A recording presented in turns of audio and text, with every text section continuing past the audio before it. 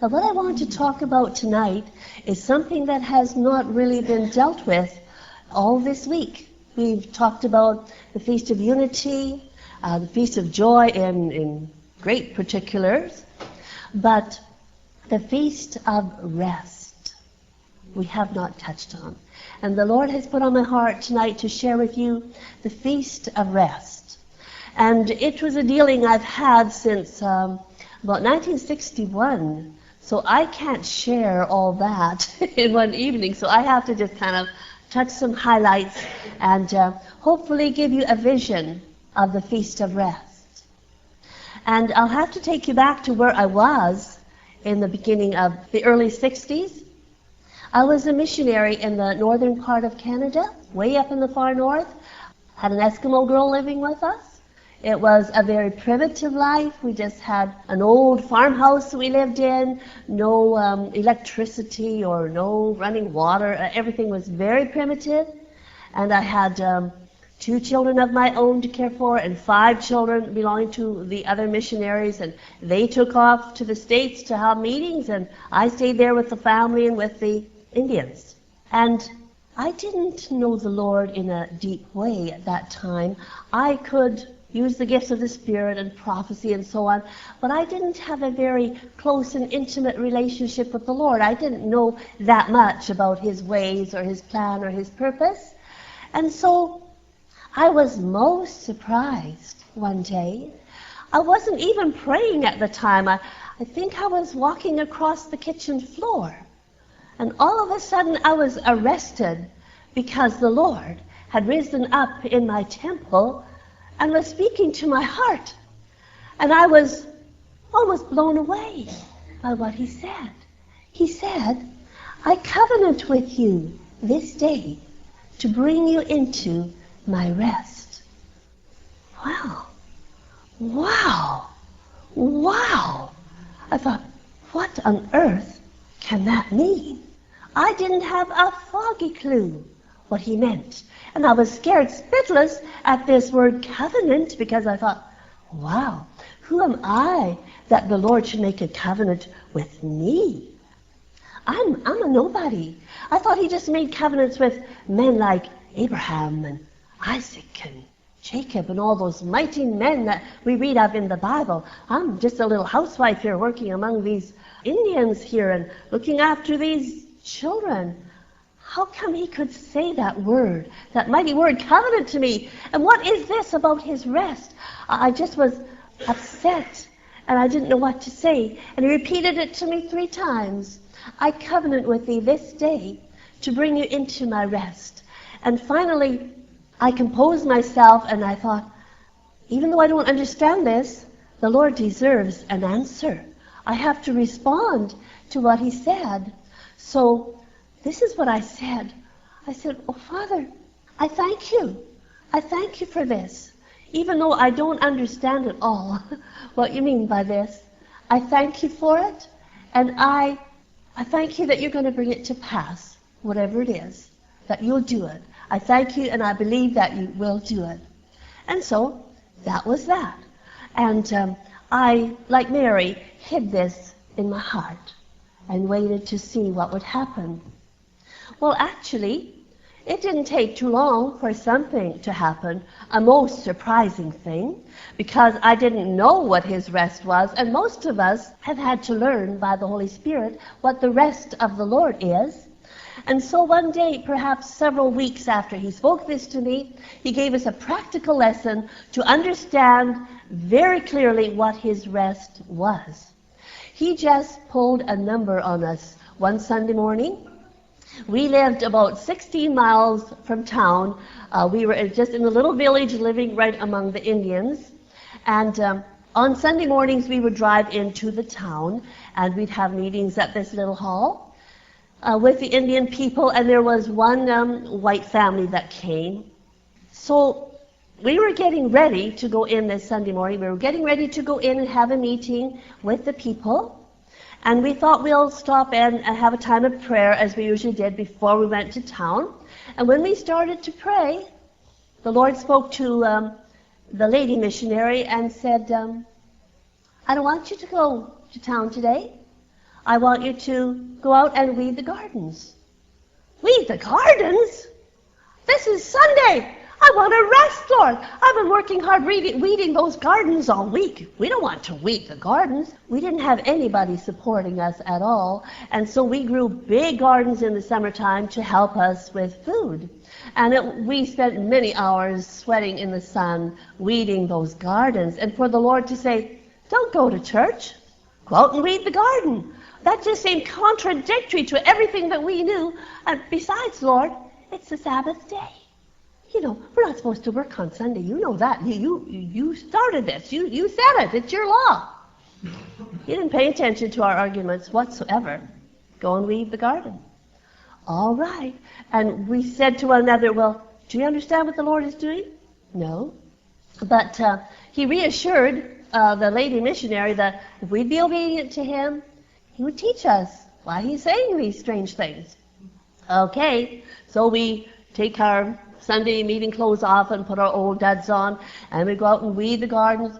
And we just were out there long enough to get good and dusty and grimy and sweaty when this car pulls up in our driveway. And it's that one white couple that came to our meetings. And I'll have to confess this. They were the only ones that could contribute any funds at all, like dollars and cents, to us, because the Indian people, they would bring a fish or some moose meat or something like that. But dollars and cents, no, never. They didn't have it. But these white people had good jobs, and they could help us out a bit. So we wanted to do everything kind of right to keep them happy, to please them. That's human nature.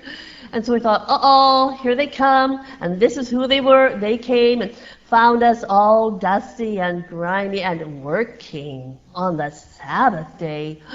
So we quickly dusted ourselves off and went to the house and made some tea for them and sat them down and visited a bit.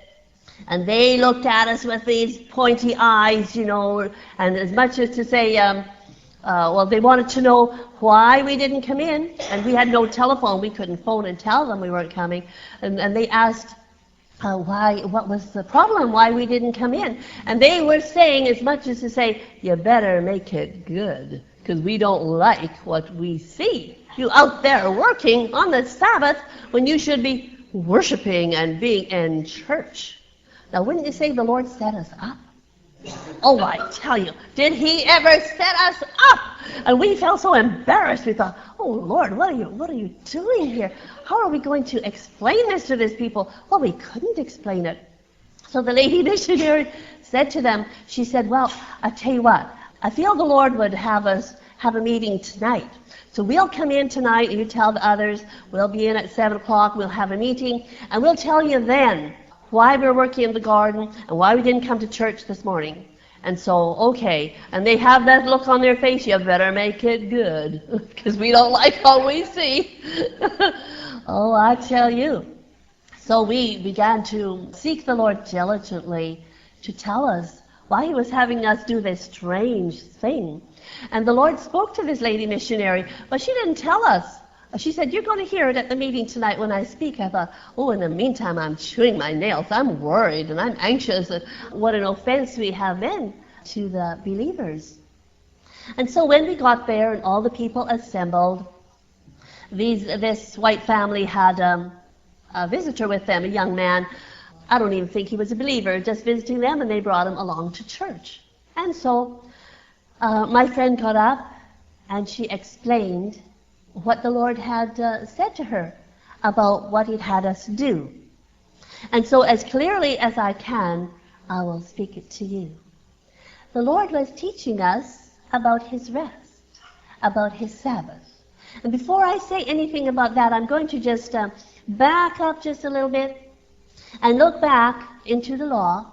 For 1,500 years, Israel faithfully kept the Sabbath. And if they did anything that was against the Sabbath, like if they would try to sell merchandise at the gate on the Sabbath day, well, they'd chase them away. And they couldn't prepare any food or anything. They'd have to do it the day before and all this.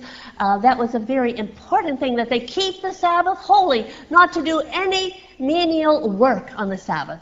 Well, as time has gone by and we are in the age of grace, we're still keeping the Sabbath as far as coming together and worship the Lord, but as far as doing any work, it's pretty loose now, isn't it? In my father's time, he said Sunday was always such a boring day. He said you couldn't go out and play ball or kick a can or anything because that was breaking the Sabbath. The men said they couldn't even buy a newspaper on Sunday to read. And my word, never mind listening to the radio or something. It was very, very strict. And so why would the Lord do all that? He was having people very much aware that this Sabbath day means no sweat, no labor. It's my day. It's a day to be holy. And so for the Lord to tell us to go and work seemed to be an exact opposite of what he was teaching through the Sabbath day. So what the Lord showed this sister was that he was bringing us now into the true Sabbath.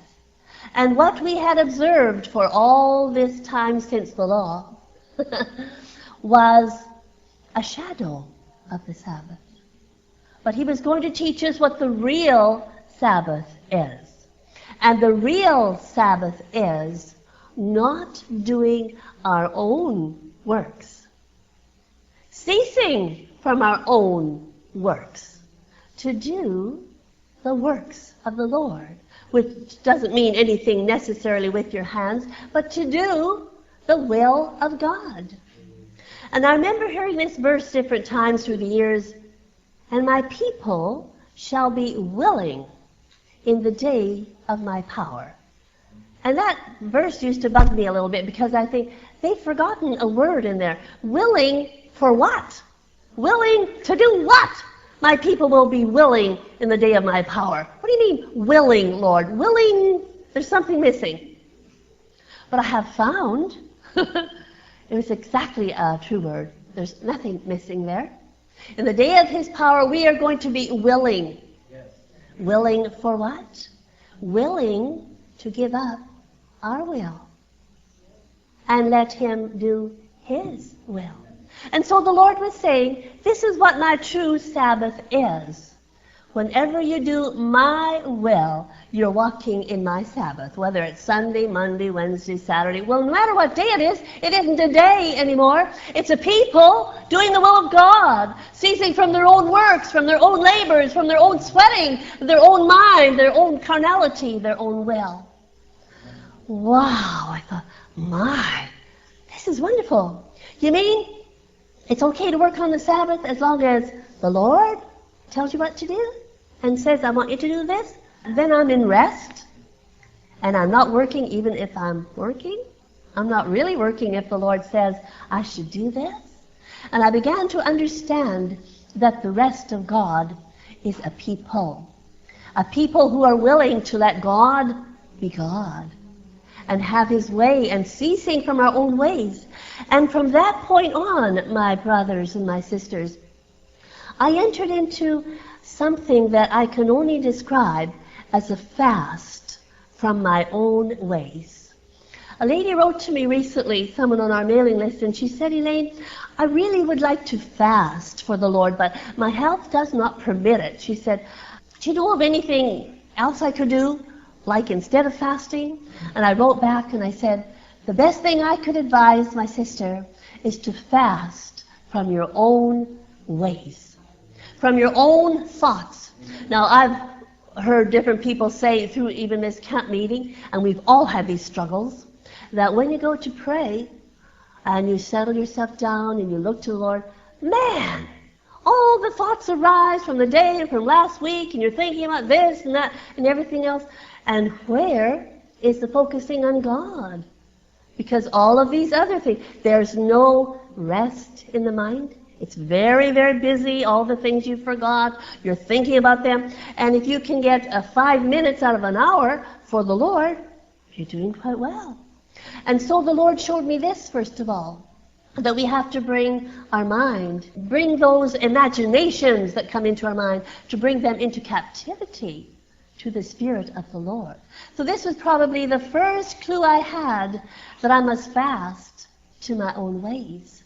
and that I must begin to have a rest and a peace in my mind. And so I began many years of a spiritual exercise that I call fasting to my own way. And something would come up, and I would purposely say, I'm not going to make any decision on that. I don't want my own way. I want to know the will of the Lord. And so I maybe took this to the extreme sometimes, but that's okay. I was learning, and I needed to learn, and so I just gave it all I had. I remember one time I will never forget. It was a lovely time in the early fall in September, and it was a Saturday, and Bill was home. He was teaching school at the time. He was home on Saturday, and he wanted to do something outside with me, go for a walk or enjoy the outside or something. And I was having to pray through on something. Some people were just living in a little bitty trailer, and we had an outside bathroom and this sort of thing, but we loved it. It was ours. And some people had said, we want you to live in our house, a nice 3-bedroom house, and look after it for the winter because we are going to be away on the mining field. We didn't know those people, and I didn't know if I wanted to live in their house. Bill said, sure sounds like the Lord to me. Inside bathroom, furnace, and everything. But you know, with a woman, it's different. We're nesters. No matter how humble the nest, no matter how little, it's yours. It's mine. So we don't lightly hop out of the nest. And I didn't even know these people. The invitation came via someone else. If I'd met them, it might be different. So here I am wasting this beautiful Saturday afternoon, and Bill would come every once in a while. Well, did you get through yet? No. And I kept telling the Lord, I don't want my own way in this. I just want your way. Whatever your will is in this, I'll do it. 4 hours later, and the sun is going down, and our day is about shot, and I thought, oh dear. 4 hours later, I get pretty desperate. I'm getting kind of dragged out by now, thinking I've wasted my whole Saturday praying. I finally said, Lord, I really mean it. I don't care. Whatever you want, it's fine with me. And would you know what he said? Elaine, he said, I just wanted to bless you. I just wanted to bless you. And he wanted us to have the house, but I had to be sure so I could leave my little nest. And so it was situations like that where I had fasted from my own way. I am not going to make a decision on this. I'm going to wait until I hear from my Father. And it was in this manner I began to learn what his rest meant and begin to walk in it and to come into it. But I'll go back again because this is something cute. I have to tell you the response that night when the missionary shared this. I was rejoicing, and my husband was rejoicing, and her husband was rejoicing, and the Indians didn't understand, and these white people thought we were really off the wall. And they went home that night, and we heard from their young man who was visiting them that they had roast missionary for midnight lunch when they got home.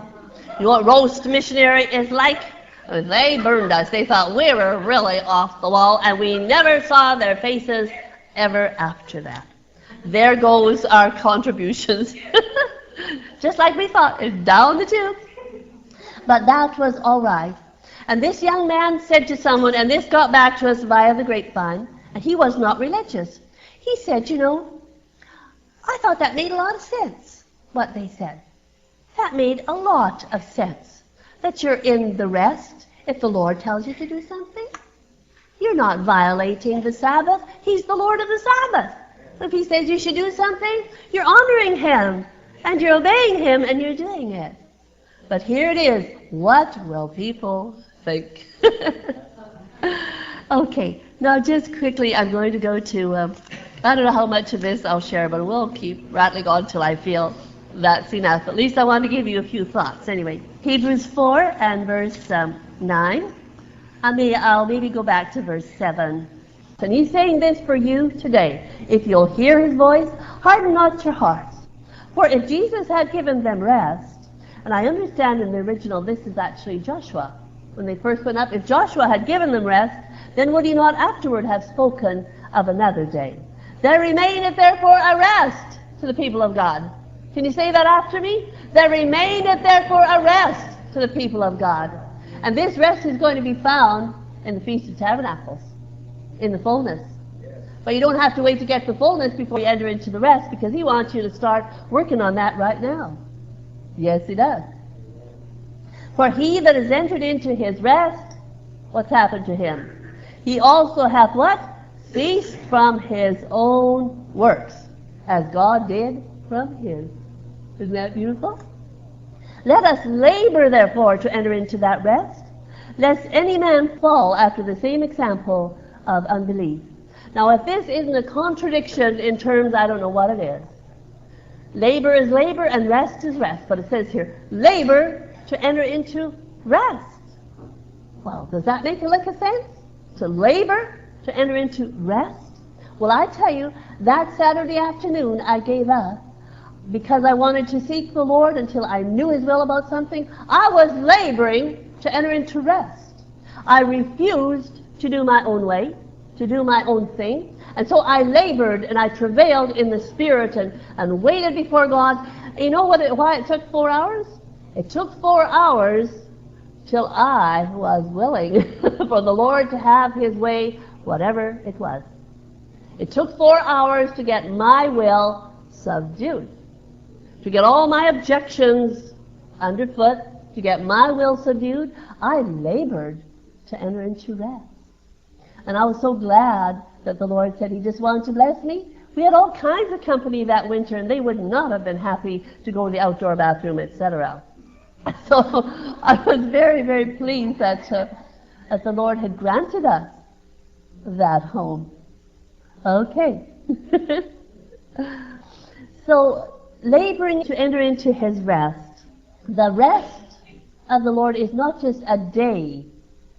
It was a day.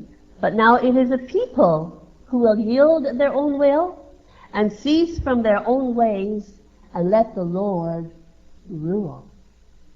Okay? Let the Lord rule. Now, some people in different denominations, they argue about, well, what is the right day? Is it the first day of the week, like Sunday? Is that the Sabbath Rest? Or is it the seventh day? Is the Saturday the right one? Hey, you can keep any or all. Doesn't matter to me. But basically, according to the scriptures in the Old Testament times, when did God rest? The Lord rested on the seventh day. And on the sixth day he made man, right? Okay, and he rested on the seventh day. And so we know that the seventh day is truly the Lord's rest. And he's telling us something here.